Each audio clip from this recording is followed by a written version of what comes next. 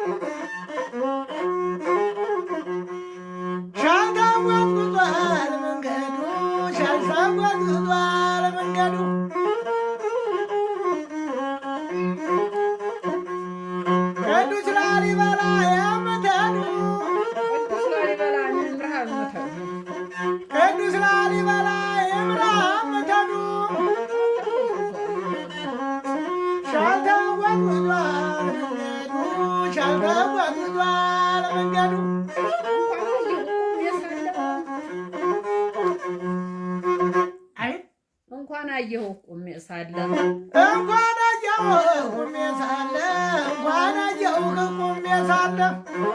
ሰው ነኝ መፍረስ አለ ኋላማ ሰው ነኝ መፍረስ አለ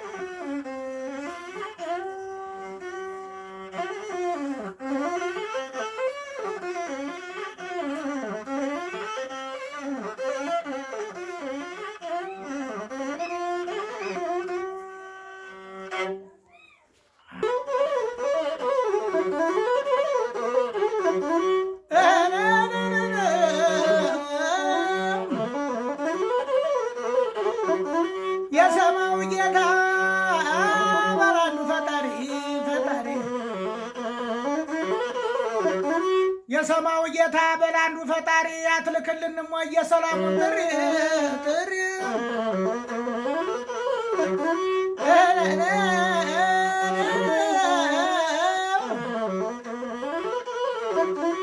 አትልክልንም ወይ የሰላሙን ጥሪ ቸሩ መድኃኔዓለም ሰው ገዛው አገርክን ቸሩ መድኃኔዓለም ሰው ገዛው አገርክን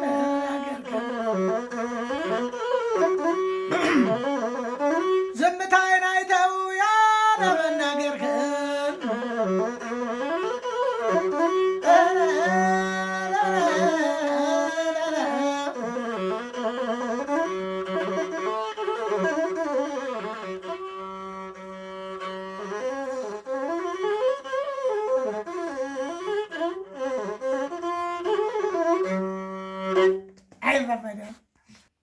እግዚአብሔር የተመሰገነ አምላክ ነው። ከልብ ዕውር ከዓይነ ዕውር ማንም ይሻለው? የልብ ዕውር ነው ግሙ። የዓይነ ዕውርነት ልብ ብርሃን ከሆነ ይህን ሁሉ ግጥም ያመጣው ይሄ ነው። የልብ ብርሃን ነው ጥሩ። የዓይነ ዕውርነት ሰውን አይጎዳም። ዓይንህ ከጠፋ ስንት ዓመትህ? ይሁንና የልብ ብርሃንነት እዚህ አድርሶሃል። የልብ ዕውርነት ግሙ። የዓይነ ዕውርነት ምንም ሰውን አይጎዳው። የልብ ዕውርነት ግን ራሱን ይጎዳል። እና አሁንም ልቦናህን ብሩህ አድርጎ ይህን ሁሉ ግጥም እንድትገጥም በልቦና ይዘህ ጽፈህ ደጉሰህ ጻፍከው። ልብህ ዕውር ሆኖ ዓይንህ ቢያበራ ይህን ግጥም የት ነው የምታገኘው? አታገኘው። ይህንንም የሰጠህ የልብ አምላክ ዳዊት በእግዚአብሔር ያሰበውን በዳዊት ቃል እንዲነገር አድርጎታል። በአንተም ደግሞ ዓይነ ዕውር ይሆን በልቦና ደግሞ የእግዚአብሔር ቸርነት ሁሉን ይኸው ተናግረህ አውጥተኸዋል። እና የልብ ዕውርነት ነው ግሙ። እና ስለዚህ የዓይንም ዕውርነት ለጊዜው ይጎዳል። አቀበቱን፣ ቁልቁለቱን፣ ገደሉን፣ እሾሁን የሚበላውን አያውቅም። ይሁን እንጂ የልብ ዕውርነት ነው ግሙ። የዓይነ ዕውርነት ሰውን አይጎዳም፣ ይዳስሳል። ልቦናው ብርሃን ዳሶ የሚበላውን ያገኛል። ልብ ብርሃን ዋለም እንደ እንጀራው ያለበት ዳስ እንትን የምትለው እጅህን መሪ ያደረገው የልብ ብርሃን ነው። ልብ ቀለለህ እጅ ወዴት እንደሚሄድ አታውቀውም። እና ዋናው የልብ ብርሃንነት እግዚአብሔር ይደርሳል። የዓይን ብርሃንነት ብታይ አደመናው በላይ አትሄድም። አደመናው በላይ ይሄ ጥቁር ሰማይ በላይ አይሄድም።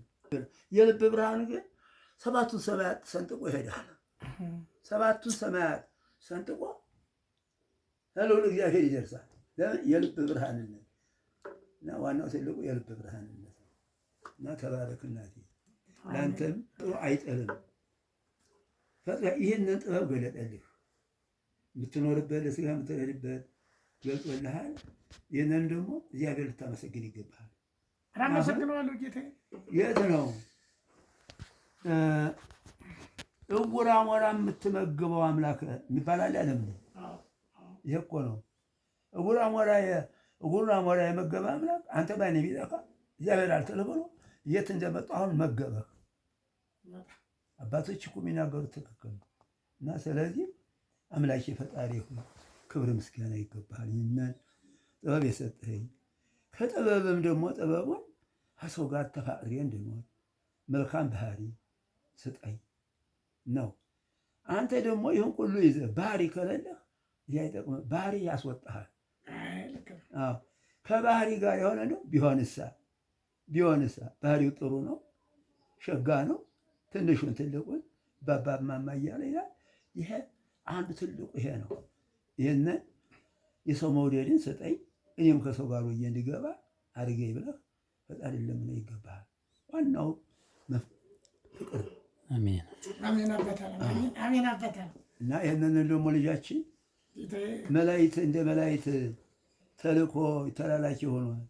ይህንም ደግሞ ወንድማችን ልጃችን እንቅፋት እንዳያመጣው፣ ችግር እንዳያገኘው፣ መሰነካከል እንዳያገኘው ወላዲተ አምላክ የመብርሃን ተብላ የብርሃን እናት በሚሄድበት እያበላኝ እየገደፈች እድሜ ትስጥልን። በዚህ ዓለም የነዳያኖች መመኪያ ተስፋ ምግብ ሆኗል። ኋላም ደግሞ በዚህ ሀብታሞቹን ባለጠጎቹን ይዞ እንዲወጣ ያድርግልን። ባለጠጎች አሁን መስጠት ያምራቸዋል፣ ግን ደካሞች ወይን ናቸው። እነዚያ ደካሞች ቤት እነዚያ ደካሞች አሉበትን አያውቀውም። ይህ ደግሞ ደካሞች ያሉበትን የሚያጸድቁትን አውቆ በእንዲህ ያለ ቦታ እንዲህ ያሉ ደካሞች አሉ፣ ለእነዚያ ብታደርጉ እንዴት ያለ ክብር ታገኛላችሁ እያለ መከራቸው። ሀሉማ እንግዲያ ብለው ወደኋላ ሳይሉ ሳይነፍጉ ያን ገንዘብ ቤታቸው አወጡ። በርስጥልን አየህ፣ መላእክት ማለት ነው ይሄ። ወደ ሥላሴ እኮ መላእክት ማለት ነው።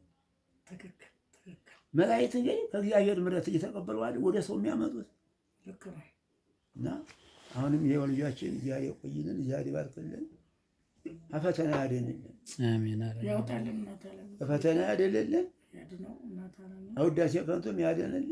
እኛ ሁላችንም ከውዳሴ ከንቱ ያድነን። ቀኑን ሰዓቱን ወራቱን ይባርክልን። ልቦና ይስጠን፣ አይምሮ ያሳድርብን። አስተዋይ ልቦና ይስጠን። ለማስተዋል አስተዋይ ልቦና አተን ነው ዛሬ ዝም ብለን ከንቱ ይሄድ ነው። አስተዋይ ልቦና ማለት እንዲህ ብሎ ዘወር ብሎ እነማን እንዲህ ብሎ እነማን የሚለውን ካሰብን እነዚያን እንመለከታቸዋለን። የእኛን ማግኘት የእኛን ደስታ ትተን ደግሞ እኒህ እኮ አሉ ከእኛ በታይ አሉ የሚለውን ልቦና ይስጠን።